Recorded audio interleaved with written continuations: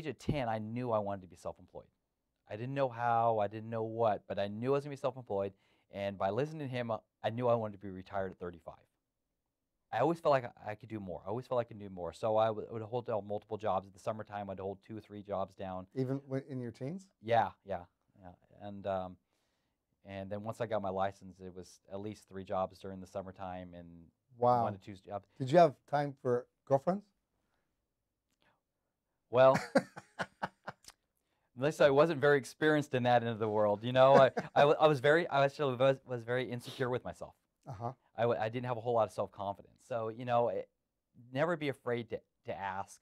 Never be afraid to approach someone, because the worst thing they can tell you is no. You're no farther behind than Wow, that's a when you great started. analogy. That's a great analogy. You're right. You haven't lost anything. If you don't say anything, it's a no anyway, right? Right, exactly. And if you say something and they say no, we're not interested in your product, service, or whatever it is, then you really didn't lose anything. You just didn't gain anything. Right. But if you got a yes, it takes you to a whole other level of experience. Right. Yeah, right and on. I wish I would have understood that at a younger age, because I think it would have propelled life a lot faster. Well, and then I decided to get into more of the health and wellness industry, and we decided to open up a day spa.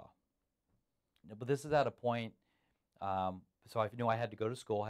I knew I had to learn what I had to learn to do that. Mm-hmm. I couldn't just do it. I had to get the training first. It's like any other job. You had to understand what you're going to do. So I went through the training, but as soon as I had started the training, the place I was, quote, working for, that I felt really comfortable and I was making good money for, the month we started school, yeah, they let me go. Oh, how come? Because they couldn't afford to keep me, because they were having financial hardship. Or is it difficult in the relationship to be such a free spirit?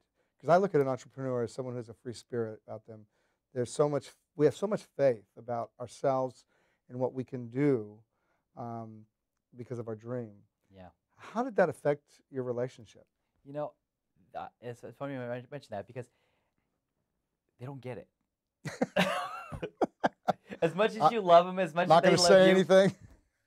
Unless they're under the same mindset, the whole security of having a job just seems a lot more secure. But I never felt like, I always felt when I had a job, no matter how hard I worked, I was only worth what the job would pay. That's right. So I don't care if I was the absolute best at what I did, and most of the time, whatever I did, I tried to be the best at. That was my goal. I wanted to be the absolute best as fast as possible. Once I got there, then I was bored and was looking for the next challenge. From what I learned in the past of us working and experience together, that if I can create a win-win, nobody would ever leave me. And we continue to ride a kind of a... And right now, we're in an economy like that. We are, yeah. But, but from a business standpoint, we're in a great place to be, because there's so much opportunity out there. You know, I was talking to somebody yesterday about that, and he said to me, he says, Jim, it is amazing how much opportunity is out there. You know what? It's important to be happy in life. Mm-hmm. Stuff isn't necessarily going to make you happy if the rest of your life isn't in place too. That's right. And as much as I enjoy, being an entrepreneur and everything else, if it's going to jeopardize my family life and a quality of life, then it's just not worth it. So we evaluate what was the most important, and we changed directions 180 degrees.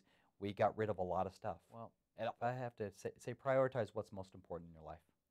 That's got to be the number one thing. And make sure that the direction you're going is going to get you ultimately what you want. And and if your priority is your family, and you're working a amount of hours and you can't spend time with your family, then you know what? Then you need to change directions so you can do something that would allow that to happen. And I think from the time people realize that if they think they don't need to be self-improvement, they're the person that needs it the most.